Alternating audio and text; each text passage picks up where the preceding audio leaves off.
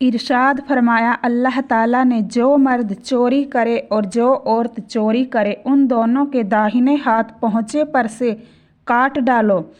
यह उनकी करतूत के बदले सज़ा अल्लाह की तरफ से है। डाकू और लुटेरों जो रास्तों में या आबादियों में लूट मार करे और किसी का माल भी ले जाएं और उसको मार भी जावें तो उसकी दुनिया में यह सज़ा है कि हाकिमे वक्त उसके हाथ पांव कटवाकर उसको कत्ल करा दे, या अगर चाहे तो उसको फांसी दिलवाए और नेज़े से उसका पेट फाड़ दिया जाए कि तड़फ कर उसकी जान निकल जाए, और 3 रोज तक सब के सामने फांसी पर लटकाए रखे।